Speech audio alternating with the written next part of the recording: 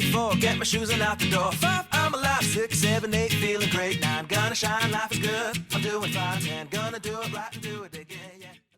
Hello and welcome to the EFM Health Club Podcast, a very special event today. We have come to the end of our 20 to 1 countdown of the best exercises of all time. If you've been on our social media, you would have seen it all through the EFM Health Club social media pages.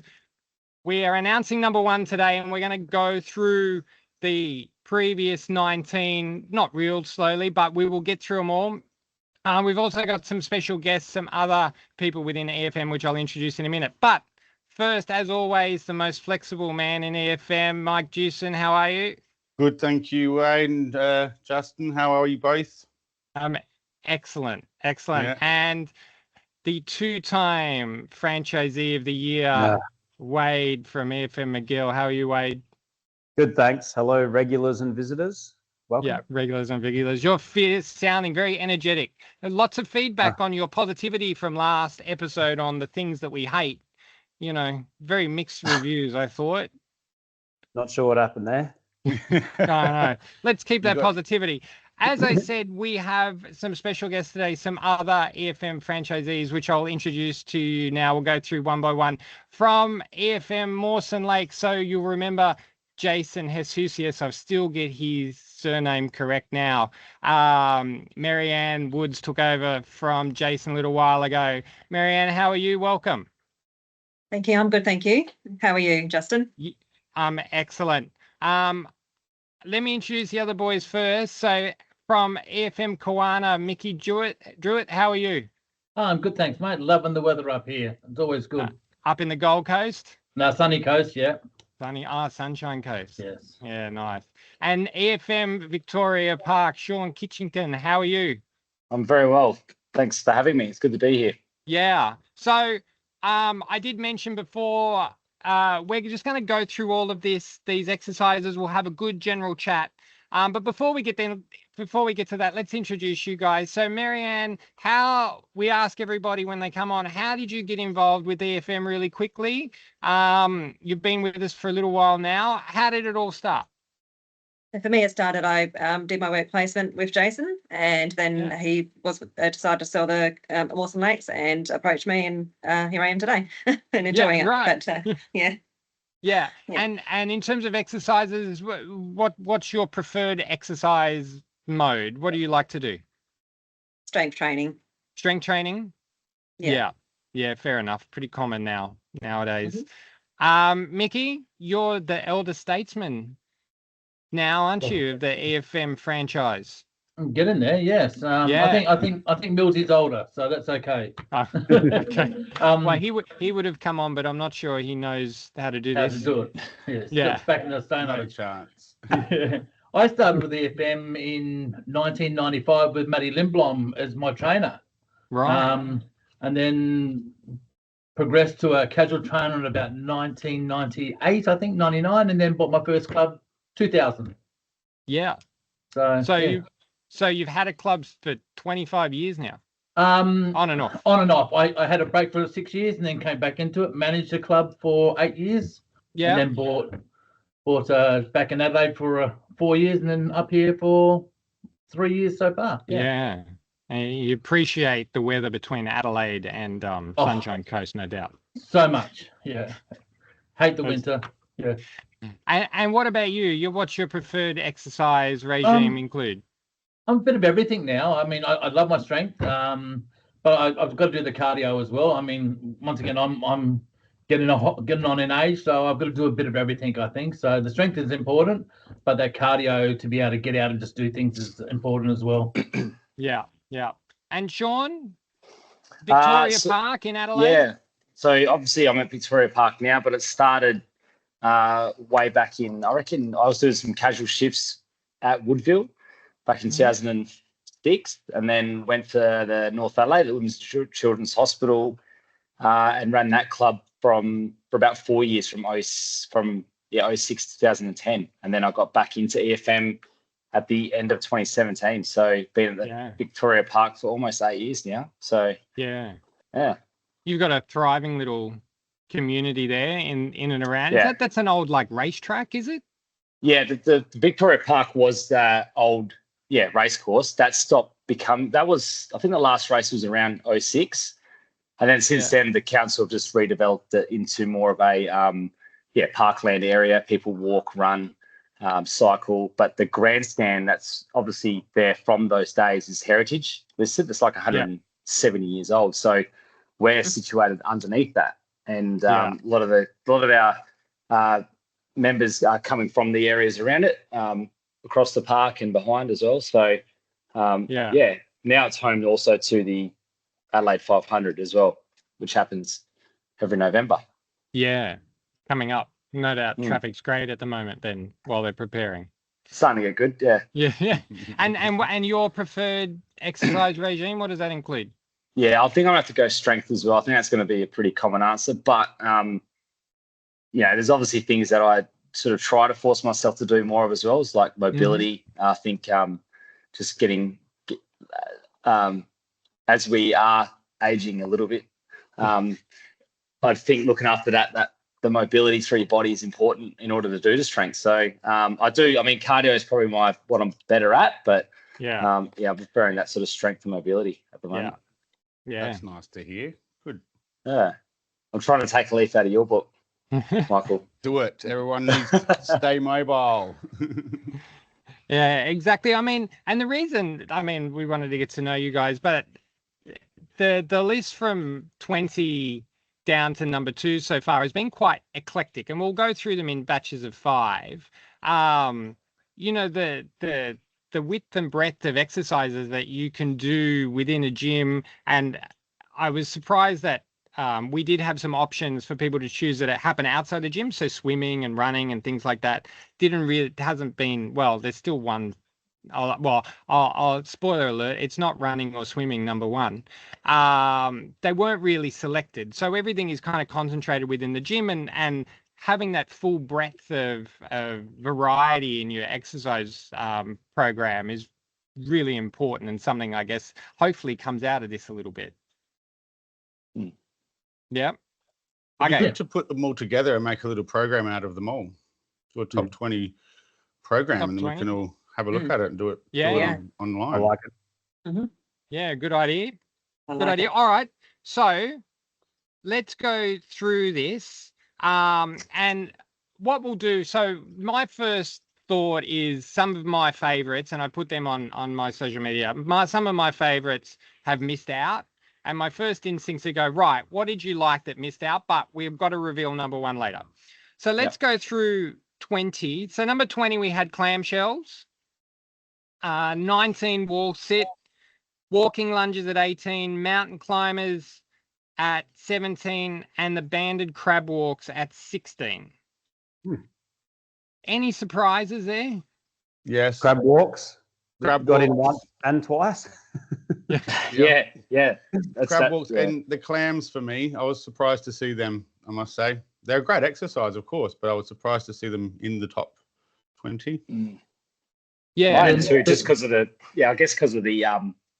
we know they're important, but in terms of like bang for buck, they're very much like a prehab style exercise, which are good. But I was shocked that it was there. I'm not as surprised about crab walks. I think they're a bit more popular, but yeah. I thought the wall set was another one that people don't really like. Yeah. Yeah. I was surprised people voted for it. I mean, yeah. Makes me wonder if they're doing it properly. They know what it is. I've never had anybody say to me, "Oh, can I please do a wall sit?" or "I love doing these." Never, not once. I think the thing is we schedule them in all our programs, so people see them all the time. So it is a favourite. I mean, it's up on the board. Wall sit. They'll just go and do it now. They're not. Yeah. Oh, it's not something they'll do. Clamshells. Yeah, I'm very surprised with that because I don't put that in my program much at all. Crab walks, yes, but the wall sit is very popular. Yeah. Do you think that people who voted for the clamshells maybe have been to a physio to do some kind of rehab? Yeah. Yep. Probably. I will say I do put them in my warm-ups. That's pretty much it. That's about as far as it'll go for me, warm-up, and that's about it. I think of it more as like an activator for glutes. You know what I mean? Like, so it gets them nice and ready to go. The wall sit I actually like as well because I think I've read somewhere once that it's probably one of the best strengthening exercises you can do for everyone. Like, if we can think about like from all ages, everyone's sort of capable of doing it to some degree. So, say if you've got someone who's like new to exercise or a bit elderly, wall sits are still doable.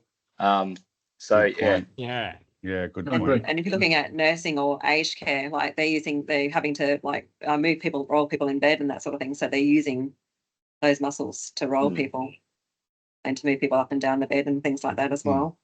Yeah. I think it was just the popularity. I mean, I know I don't like doing it. Like of all the exercises that I kind of actively avoid, the wall sit would be one of them because I'm just not strong. Like I can't do it for very long. And then we often will have a wall sit challenge, and there's people up around the 4 and 5 and 6 minutes. And I'm like, that is insane. I'll plank for that long, but I will not wall sit for it. Again, I'm gonna wonder if they're doing them properly after 4 minutes. Bloody hell! Well, I'm a bit of a Nazi. It's been a 5 if you're doing it properly. I'm a Nazi while I'm watching people, so I know they're doing it right. They're doing it. Wow. You allowed to call yourself a Nazi? I'm not going to complain. You're in charge. I'm in charge. That's right. I think that's why they got into trouble.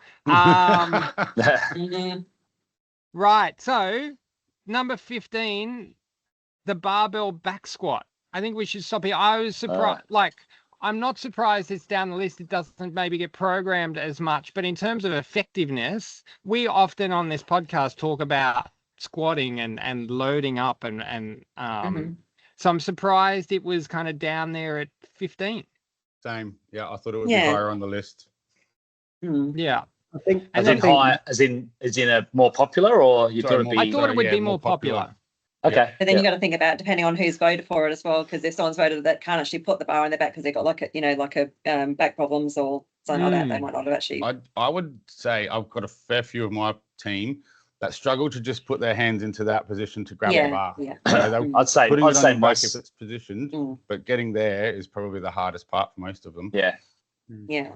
Another factor too is we probably all don't have multiple squat racks around the place, so it's something we're not regularly programming in. It's probably more like a sumo squat or a goblet squat, I suppose, if we're putting squats in our programs. Yeah. But I want to work out.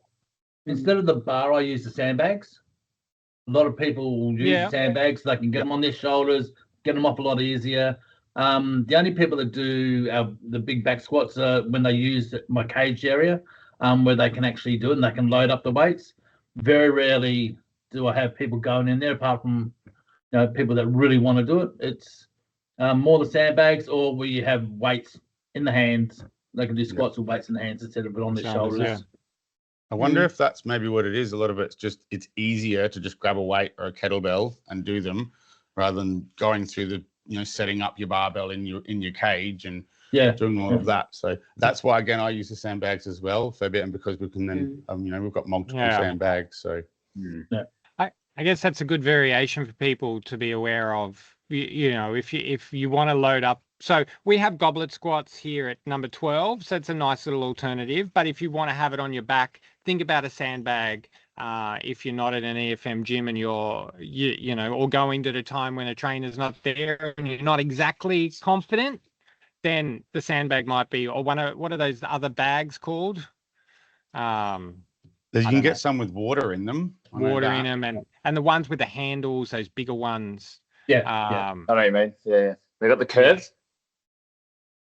Pardon? Yeah, Is the that one that curves over you. Yep. Yeah. So if people to think about, we're part of today is working on some variations to these exercises. Why would you do it? Why wouldn't you?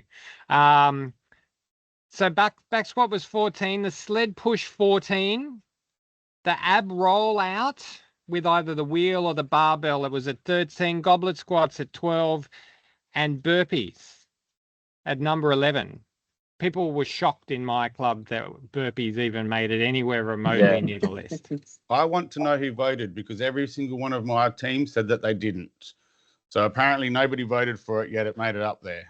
There's a significant amount of people voted for burpees. When we do our top 20 worst, it'll be up there as well in that. It's probably like Collingwood. It's the most divisive, I think. I think it's up to individual clubs do variations of burpees. I do. There's all different types of burpees. I know when I was at South Terrace, I had an older age group. We used to do get-ups. So it was literally just going onto your knees, onto the ground, stand back up again. And you do 20 of those, it's still the same as, doing 10 or 12 burpees. Mm. But it's an easier way. It's teaching people to get up and down off the ground. But not everybody can do a burpee properly. And, so there's a variation. And as I said, every club would be different of how they show people how to do burpees or, in my case, a poor man's burpee, a get-up.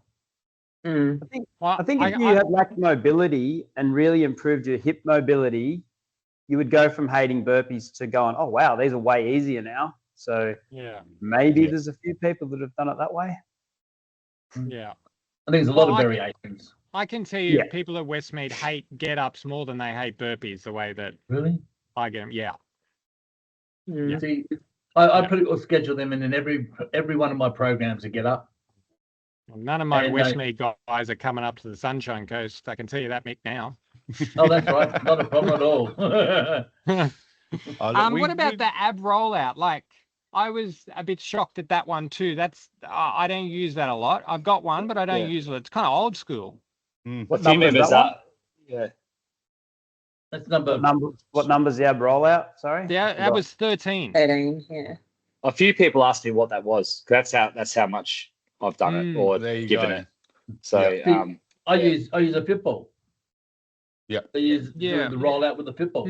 Yeah. We have the roller at Westmead, and occasionally we'll crack it out, and people will kind of fall on their stomach, not being able to get back, and go, "Oh, that's really hard," and then leave it. So, I kind of recall it as a product of the 80s, maybe. I actually feel like that and the or we'll get to the sled push, but I've wanted a sled at the club for a long time, and I'm almost there with getting one and figuring out where it goes. But having the ab rollout there has actually made me think I'll get one just so I can start. Like, I think maybe some members would be interested in that. That's what's also good about this list. Is there's a couple of things that have popped up that I'm like, I don't really do that as much. Maybe we could start incorporating it in a small way. Well, it's a $20 piece of equipment. Exactly. Sits in a bucket somewhere. I think having done them in the club for quite a while, I feel like maybe 1 out of 10 members do the ab wheel quite well, and then everyone else is using a fit ball because it's easier when your hands are higher. But a lot of lower backs collapse when the ab wheel comes out, and you're like, let's put that aside and go with fit ball. But once again, different variations. Yeah. And as we say ad nauseum, just the benefit of having a trainer there to go, hang on. Maybe try it this way. Look, the sled, I miss our sled. We don't have room for a sled anymore. The sled's fantastic exercise, I think. Michael, you did the video for the sled too. I thoroughly enjoyed the sled. You can do lots of it. It's really good in team sort of sessions, group sessions. The sled's definitely one of my favorites. It's a really safe one when you're really trying to push heavy, and people, you can just keep adding more and more, and if they can't push it, they can't push it. But when you're doing a lot of other exercises, when you get to that range, it's obviously getting quite dangerous. And the walking backwards is good for your knees. If you've ever seen the knees over toes guy on YouTube, he inspired me to get the sled. It's just a bonus that everyone loves it. Sorry, Sean. No, I was going to say the exact same thing. From what I've heard and saw on YouTube as well, is that this, having never done it before, only ever seen it in NFL trainings and things like that, or league or rugby union. I didn't know that it was that safe. I didn't realise that how safe that was to load up and push, and your body's in such a good position that it can deal with it. It just never. That was I really enjoyed hearing that, and that's why I'm sort of really keen to get one, because of the fact that, similar to the wall sit, everyone could do it. I make the joke at the club that it's super functional. Like, if you're going for a drive and there's a big branch across the road and you need to move it, you're not going to do a hang clean, hold it overhead and throw it in off the side. You're just going to pick it up and walk backwards. So I Mickey think would. Yeah. Oh, Mickey might, of course. Bicep curl it. But I think just moving something really heavy, that'd be the natural movement. You'd grab it and walk backwards and drag it. So Yeah. in terms of functionality, it's Yeah. super functional. It's different why I in the like club. it. It's a different machine in the club that people go, I want to try it, and they will do it. And then they said when it's up on the board here, they just go for it. So does everyone have one? So Wade, you've got one, I don't have one. and you don't. Yeah, I've got Marianne? I don't have one. a sled, no. Yeah. I'm actually looking at getting another one. We've got one already, but 2 would be handy. Yeah. Yeah. I think I'm going to go back. It's like you said, Wade. It's a natural movement.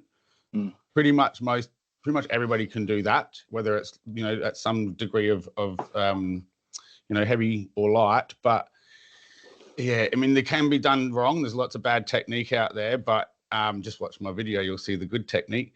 But it is something that everybody can do, and it feels good when you've pushed that huge amount of, it feels good. A lot of members, I see them, if they're going to have, if somebody's having a bit of a sluggish session, and get them on the sled and do something, they know about it, and they change their attitude pretty quickly. Just one And thing you use it outside. Yeah, Simon uses it, Glenelg outside. It's using up good space. So just one quick one. I've noticed of that, and myself included, when people are new on it, they can push it much easier than what they can walk backwards dragging it. But once you've done it for quite a number of times, that balances up a lot more, and the pull gets pretty much as strong as the push. So I found that quite interesting. Yeah. I would also recommend, just quickly, if you do get one, Sean, grab a harness as well. So we've got a couple of harnesses that we can strap on, and then you attach it to the sled, load it up, and then you can actually pull away. That's for people that aren't confident one way. Try the other way. That's great fun. There you go, guys. So if you're listening and you see a sled in the gym and you're not quite sure, just have a go, push it. No one's gonna stop you. And make sure you walk backwards. You need that different chain of muscles to start activating. Nicely balanced forward and back. Okay, number 10 was the Bulgarian split squat, which I voted for. Push-ups and then plank. So push-ups and plank together. Glute bridge and then the bicep curl, which Marianne did for us, the video. Nice eclectic mix there. Yeah. I'm disappointed the Bulgarian squat wasn't. I advocated heavily for that. People don't You listen don't to me. love as it, you haven't done it enough. I'm surprised. Well, people know about the plank, right? And push-ups. I don't really enjoy push-ups. I got to say, I don't really care for them, but people like them. I think it might have been number 3 on my list. The push-up, was it? Yeah, that's right. I did see that. Yeah, I'm not enamored by the push-up. I just feel like I'm in the army, and I don't really want to be. No, I don't mind a push-up. Just the wrists get a little bit aggravated, but I think it's because you can take them anywhere. I'm a big fan of, being able to do it anywhere. Take them on holidays with you, with a mountain climber. Yeah. The glute bridge, that must be programmed a lot in our EFM programs across the country.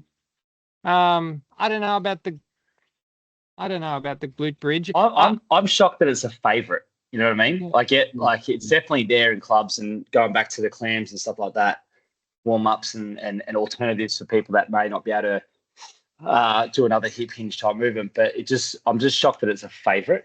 It's because it's so vanilla. Like it's not really like push-ups. I can kind of get exercise. Yeah, you can push-ups get exciting because of the accomplishment of being able to do it or maintain your ability to do it.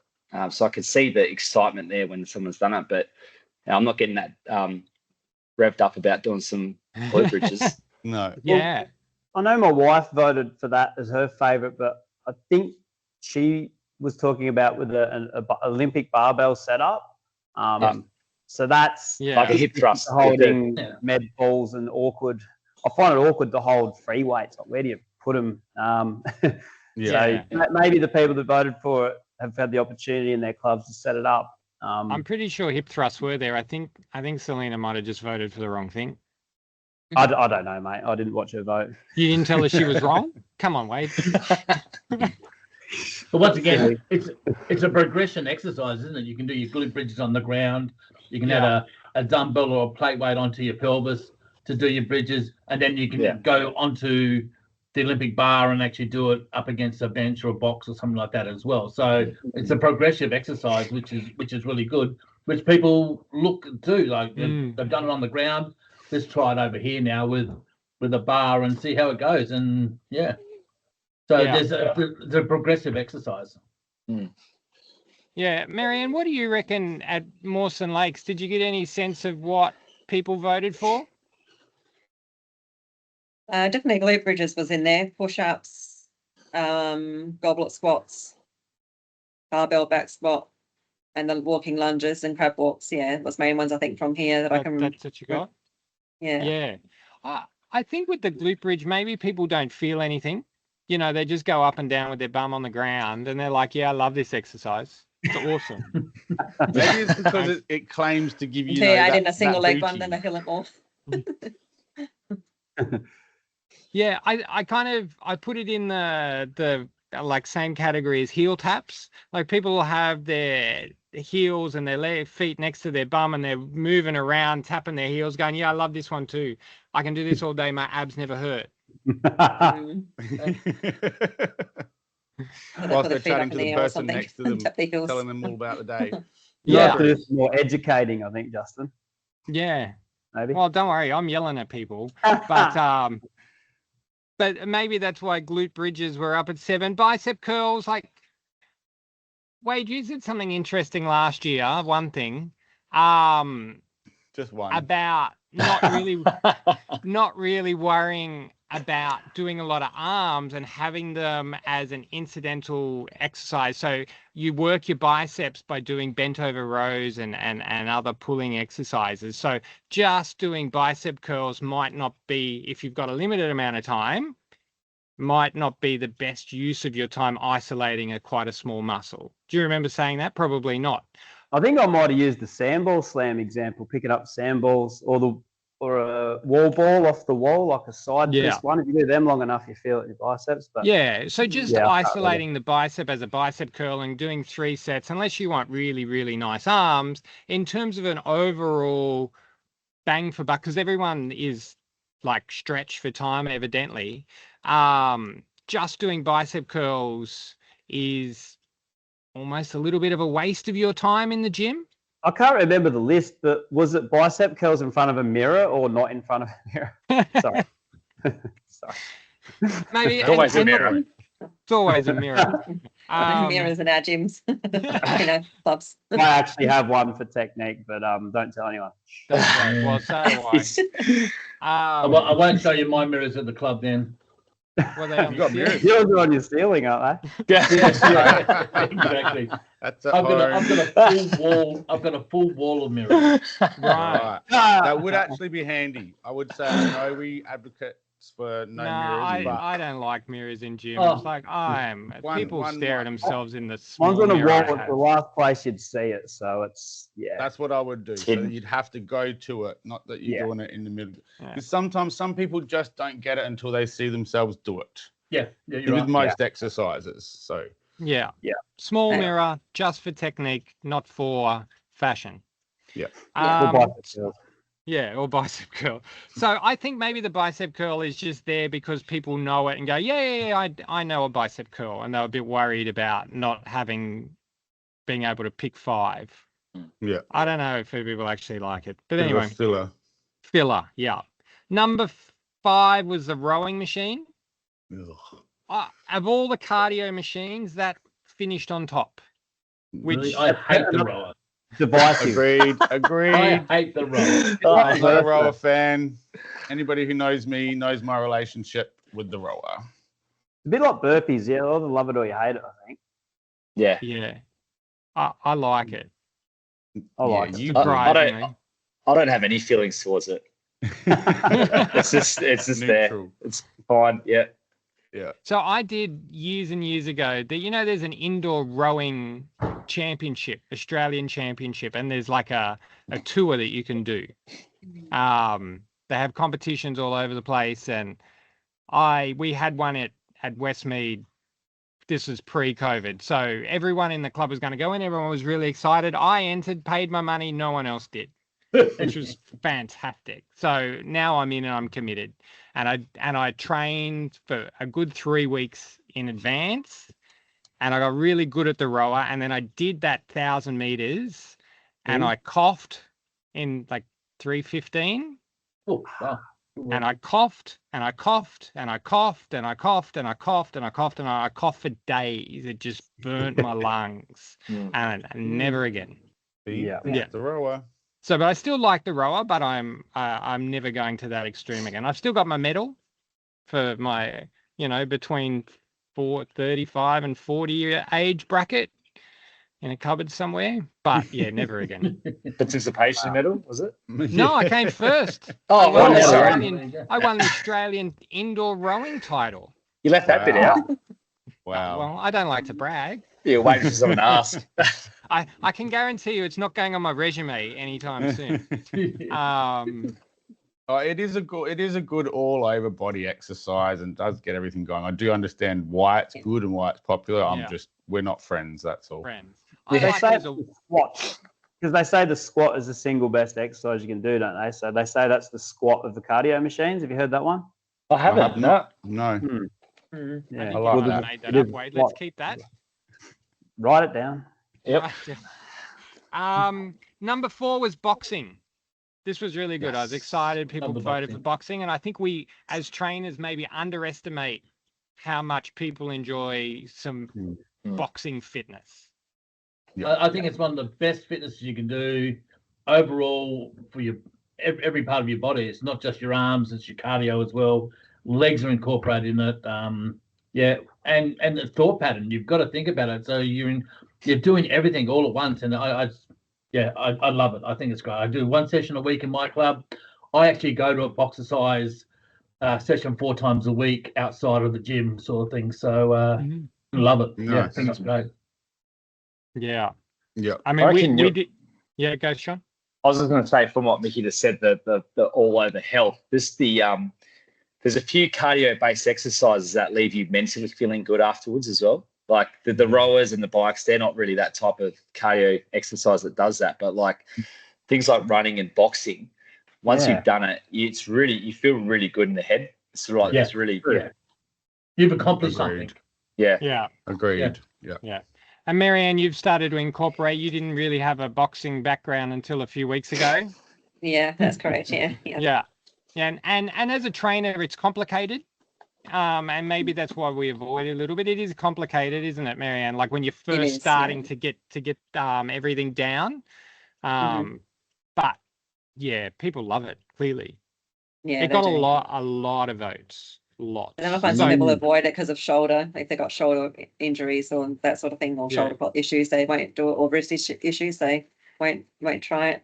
Yeah. But and maybe if you do get sore in the wrist, there's some technical things you can adjust for them. Yeah.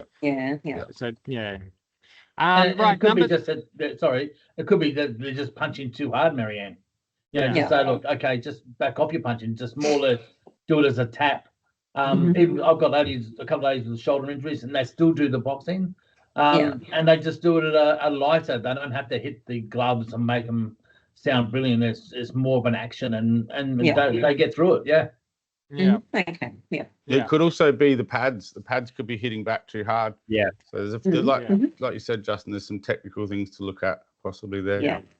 I think as trainers, we got to just.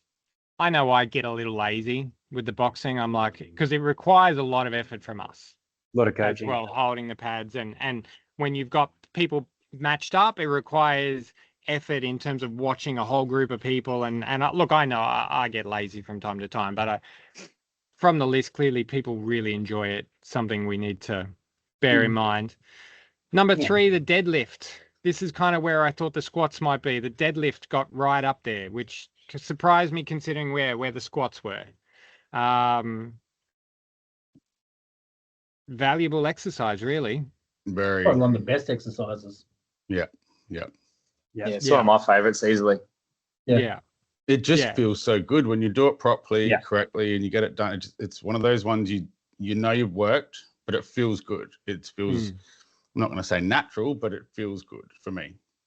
Yeah. And once again, you can start with beginners. Beginners can do it right through. You know, they can start off with a very, very light weight and still feel, you know, the exercise behind the knees and the hamstrings and not the back sort of thing. And they get the idea of it all then. And then they can progress up with their weights. And I think it's one of the best exercises you can do. Yeah. Yeah, I think it rivals the squat for the single best exercise you can do. I'd probably choose the deadlift over a squat, but your feeling of it. And I think it's a great confidence builder when people realize what they can lift and you see them walking taller. And I guess people like it too because it's the heaviest weight they can lift. It's the strongest movement, isn't it? And that's going to help. As a trainer, it's an accomplishment as well. So you can actually see someone starting, and if you teach them properly, you see the outcome, and you feel so. Hang on, I've actually done that right, and if they're doing it right, they see and they got confidence in you. Then it feels good to learn a skill. I think it's a bit like the boxing. I was going to say it before. Like learning a skill is annoying and hard, but once you feel like you've overcome it and learnt it, it's very empowering. So I think maybe that's why those two are high up. Yeah. And the benefits of that, learning that skill for that exercise, like that is such a, it's interesting, like about people asking what is it targeting, and we sort of know what we're trying to hit when we do it, but the systemic effect it has on the whole body is huge. Like I read a story once. I was talking about the bodybuilders back in the 70s and 80s. They never used to do deadlifting. It was sort of seen as what's the point of doing that? Because it's not going to target a muscle group by itself. They were very much into, I want to build my chest or pecs. I need to focus on the flyers, or the deadlift's just a waste of our time. It's still a good exercise, but it's not what we need to get what we want to do. And then in the 90s, I think one of them, I think it was Ronnie Coleman or something like that, started incorporating him into his routine, and his back got bigger. He got a thicker back. It's had this effect on his whole body, not just the glutes and the hammies and that sort of thing. If I do a heap of deadlifts in one session, easily the sorest thing the next day for me is my upper back. Yeah. I can't do that on the seated row. I cannot get anywhere near the amount of DOMs. I mean, people are scared. People are scared to do a deadlift. All they're worried about is their back. I mean, and so this is where, as a trainers, we explain it to them properly, show them with a light weight, so they can see that it's not going to hurt their back, and then they will obviously gain more confidence in the gym as well. They actually go, okay, I can do that. Well, I can do this. I can do the chest press. I can do other stuff as well. But the deadlift is something that's technical, and if they can feel it properly, they get a great deal out of it. Yeah, it's like you said, Sean. It's the benefits. You know, if you get somebody doing the deadlift and you do progress them, and their back does get stronger, lower back, upper back. Yeah. What is one of the most common things we hear is my back sore. So that huge benefit from it is. And you'll find too, like one of the worst and hardest exercises to teach is a bent over row. But if people get good at deadlifting, it translates well to a bent over row. And can't think of any more, but it translates to quite a few other exercises, being able to do that movement properly. Yeah. All right. Moving to number 2, which we put on the social media yesterday, lat pull down. The lat pull down machine got in at number 2. Sean, you did the video for this one for us. Yeah. It can be a little complicated in terms of movement and making sure we're engaging the right things, but overall I was surprised it was so high up. Maybe it's just that it's common and you know, there. I can't explain why it's number 2. It doesn't excite me, the lat pull down, I got to say. I was just going to say, it wasn't in my top 5. I think my number 1 was a pull-up.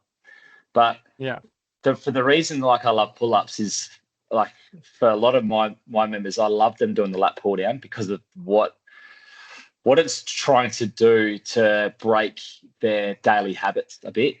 Now, if everything's in front of us all day, they're obviously going to be like round shouldered, and I love it for the seated row as well, this reason. But I just like the idea that it's something that can sort of force them to sit tall, posture up, work the back.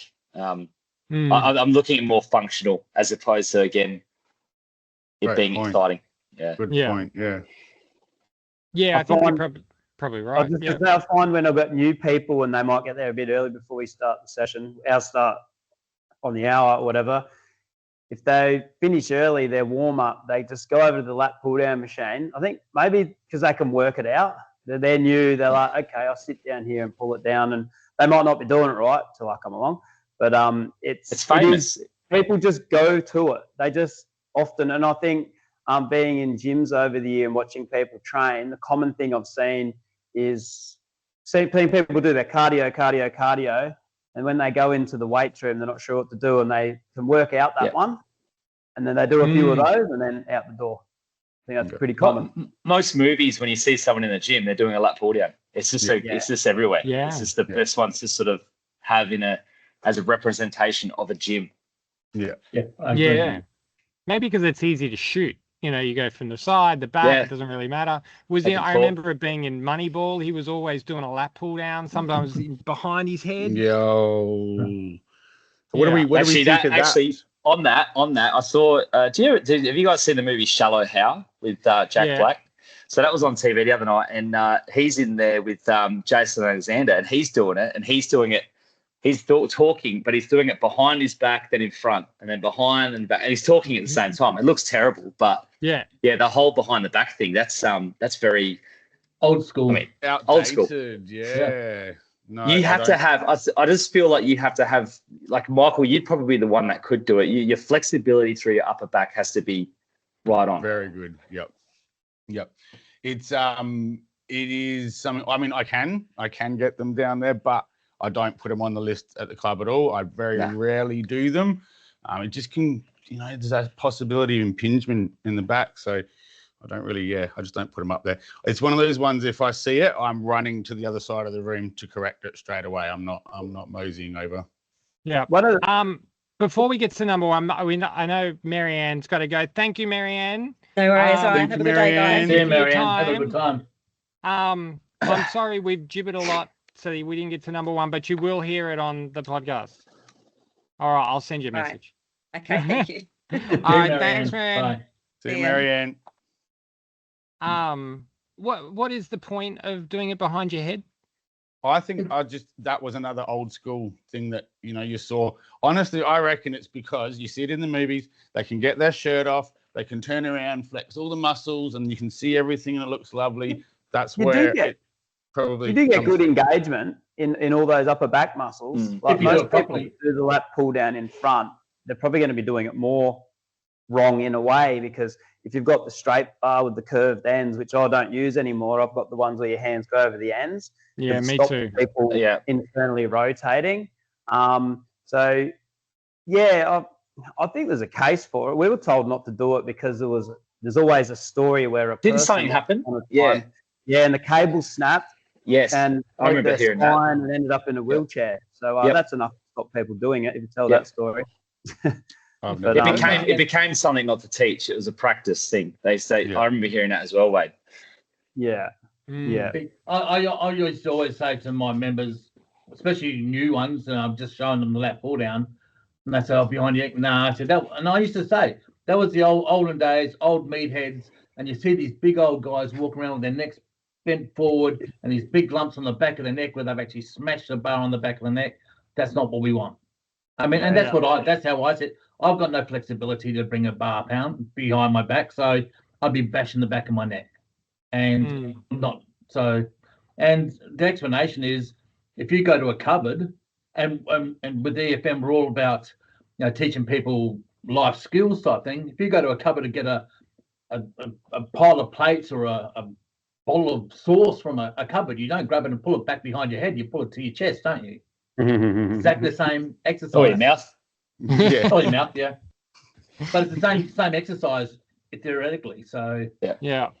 Nice. All right, so that leads us to number one.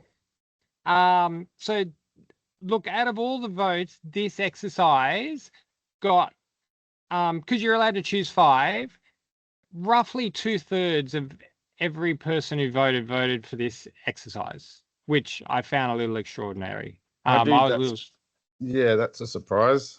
yeah. So I had it in mind. Did you? No. Did any of you guys? I did. You did? Oh, Yeah. Nope. Yeah, I did. No, I did. Yeah. So our number 1 exercise as voted by our EFM members is the chest press.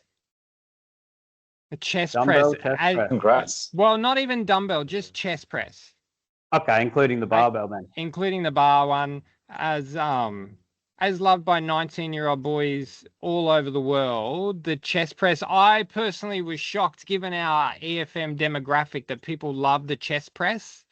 I mean, we do it. It's always there.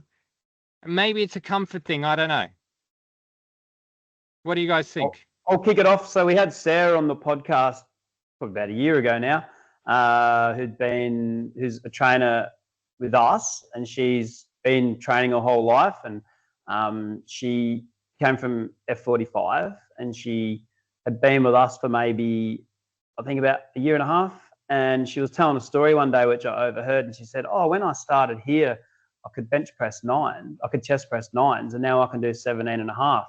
And I overheard it, and I was like, it's one of the best things I've heard, and because she pushes herself, and that's why she came to us, to improve her strength more. But before what you said, Sean, before we started recording, you get really familiar with what weights you use, and you know how much you've improved. So I think that's got a bit to do with it. Very measurable. Measurable. Yep. Yeah. You get to lay down on the job. There you go. That's what I'm going to ask you of mine. I love the chest press because, once again, you can do it with a barbell, you can do it with dumbbells, and it's an easy exercise for people to start with.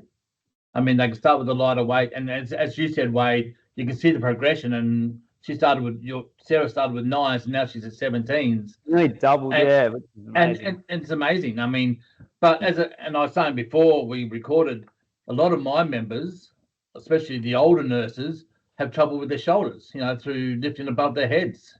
So I take the shoulder press out of it, and we incorporate the chest press. It's still activating some of those muscle groups, but they still get a feeling of being able to use their arms, and in that way. I like the chest press. I think it's one of the best exercises we can do. Once again, you can do it on the ground, you can do it on a bench, you can do it a decline, you can do it an incline. So there's all different ways you can do it as a progression. There is. Oh no, I think there's something about just laying down on that bench and being fixed, Powerful, and just pushing off your chest. There's just something about it. That's what I like about it. Yeah. I just look at the reaction. Even last night in the club, I had a few people, a few ladies that were doing 17 and a half, 15 kilos, these chest presses. We were doing 4 sets of 10, and I could see the little bit of a joy when they got up from doing them. Like there's that, I just did that. It's such a great feeling, and I don't ever have to change it too often either. In terms of, like, if I've got something on the board, there's always some limitations that people will have, and I might tweak the exercise or change it to suit them. I very rarely have someone say, "Oh, that can't do a chest press," even if it's like a bit of an incline or a much lighter weight. It's definitely a doable exercise for all. So it's a good one to do in pairs as well. So, like, it naturally happens now where a couple of people might be spotting each other and saying, "Do you want to try the next one?" Oh, geez, I'm not sure. It creates that bit of camaraderie too, more than exercises. Yeah. Yeah, I mean, I've got to say I was a bit surprised because it's not beloved at Westmead. I can tell you that, and maybe I don't encourage it in the same way in terms of let's see what we can do. Sporadically we might, but we don't tend to track as finitely as maybe we should. Maybe it comes with a whole system. Maybe the chest press comes with a system of tracking, improving, and moving on. It makes me wonder how much of our tastes, like how much we influence our members' tastes with the way we talk about exercises. Yeah. if we are really passionate about it, you're going to sell it better, I guess. Yeah. Yeah. Mm. And I maybe find- it's the reason. Sorry, Michael. The reason I think of teenage boys is that maybe when I was a teenager, the first and the only thing we did every day was doing a bench press. Close to the bench. Yeah. Yeah. Bench and biceps. Until I got neck pain and I got told, actually, you have muscles in your back you need to use too. My shoulder's never been the same since those days. And these days, you got to warm up for 10 minutes to be able to do one. Yeah, that's right. 20 minutes for me, mate. I'm a little bit older than you. The older you get, the longer the warm up is. Is that what you're That's saying, right. Mickey? I agree. Yeah. Yeah. But I don't do it, and that's the trouble with me. But no, the chest press is probably, as you said, it is the best one, best exercise. Everybody in the club will do it. And it doesn't matter whether someone's coming in doing their own program or your program, you always see them do a chest press. They'll always grab the dumbbells and do the chest press, and they're always pushing themselves to get as big as possible, or use the bar and into the cage and doing it that way. So it's probably, as you said, most liked exercise, and the exercise that people will go to if there's nothing else to do, or they've got time and there's they're finished with the board or whatever, they'll go do some chest press to finish with. Yeah. Just thinking about it, if I went up to the club on a Sunday and I might have had a big night the night before, you never know, that sometimes happens. I'll just remember that is the one that I found I could always be happy to do. Because one thing about it though, if you've got your Mawson, your heart rate monitor, maybe this has got something to do with it. You never really get off the bench and you're not pushing 90%. Like with dips or deadlifts, you can push yourself that high, but you just can't get your heart rate that high on the chest press. That's a good point. I was telling someone the other day about that. I said that I did 3 sets of 12 chest presses, and I did it in about 27 and a half, and got up with, it wouldn't leave, it wasn't even getting into the 50%. Yeah. Really? Yeah. Then you get beat off. You think, oh damn. And it's consistently like that. It wasn't just that day. It's always seems like that. And then then I might do something overhead, and then it just goes up. Yeah, it's interesting that. All right, so it's good to see them up there. And I just want to point out they're a great alternative if people can't do push-ups. Yeah. Because of their wrist, flip them over onto their backs. It's the same thing essentially. So we do them a lot at our club, and my team tend to do them on the floor a fair bit. I'd say it's probably more the space. But yeah, it's a good alternative for the push-up if you can't do those. Yeah. On the foam rollers, good, which we said before we recorded. Yes, that's good. Yeah. It just squashes your foam rollers a little bit. That's all. They end up a bit oval shaped, but that's okay. Yeah. Was there anything that you guys, before we wrap up? So I think this was a really good exercise, and it gave us something to do for a month or so. But also, I've got some, ideas and feedback of thinking, okay, well, people actually really like this. That's something I should be incorporating. Is there any that you were surprised that weren't there? I was going to ask that. I would say the leg press. Yes. I hardly program it though. A lot of people probably don't even know it's there. I was shocked that there wasn't a shoulder exercise in, like as in whether it be an overhead press or a fly, or just something for, something. I know, was there anything in there that I'm just trying to recall? In that top 20, it was most like just something for that shoulder. Not really. I No. don't think. I mean, the exercises were there. There was a shoulder press, a military press, a push press. Yeah. I know they're not I know my members don't love them. That's for sure. But I think I'm going back to I've got my functional hat on. I'm thinking more about that. But I'm surprised there wasn't more abs.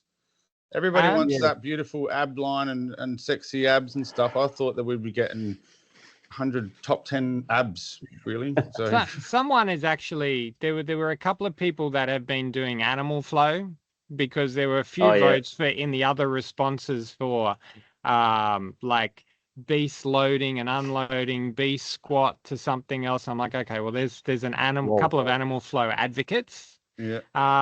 There were, because you could do other responses and put your own in, there were 5 responses for coffee.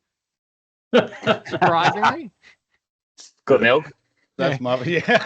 I thought there might have been another cardio machine if the roller finished midfield. Well, the ski wasn't far off. Ski And ergo, what- I think, Oh, I think yeah, that's good. a great exercise. Yeah. Yeah. Yeah. Yeah, the ski erg I would have wasn't thought far fan off. bike. The cross trainer elliptical wasn't Oh, far off.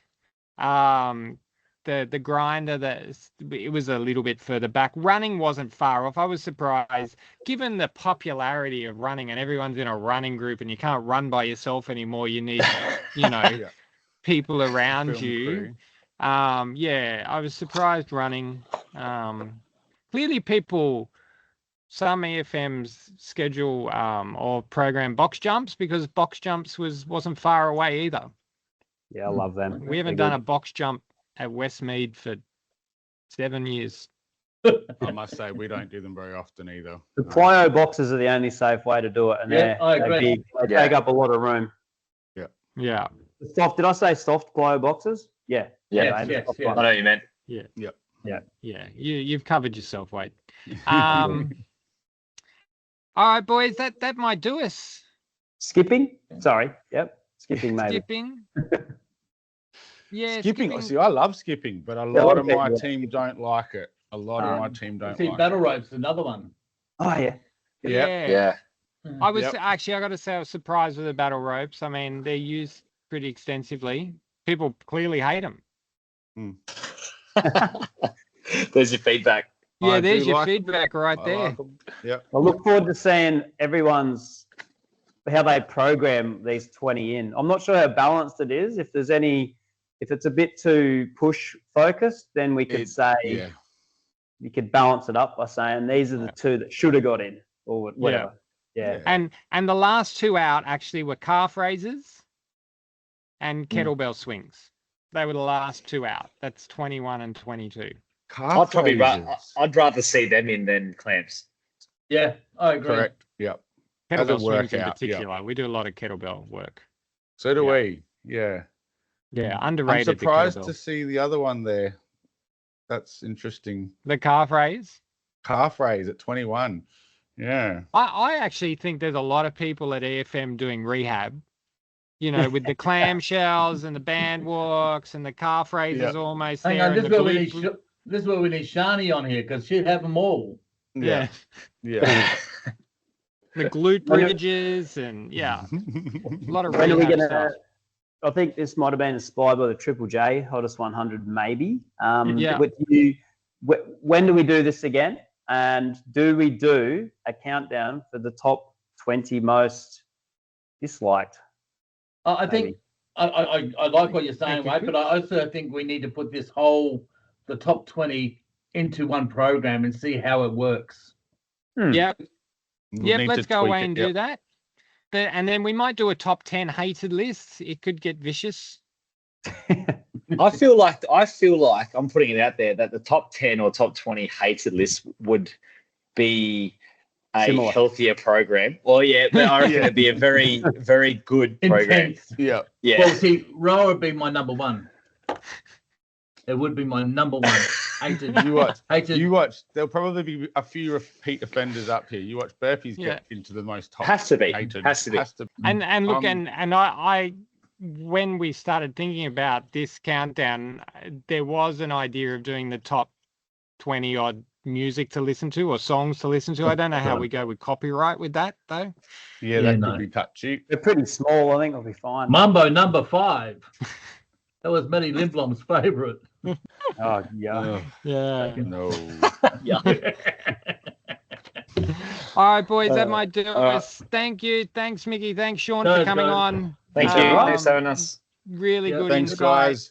guys. You can find all of us on Instagram. There's the EFM Health Club Podcast, but Mickey at EFM Kawana, Sean at EFM Victoria Park, Wade, as always, EFM McGill, and Mike at EFM Underdale. That's the EFM Health Club Podcast for another week. We'll catch you soon. Thank you, Guys. team. Thank you, guys. Ta. Bye. Bye.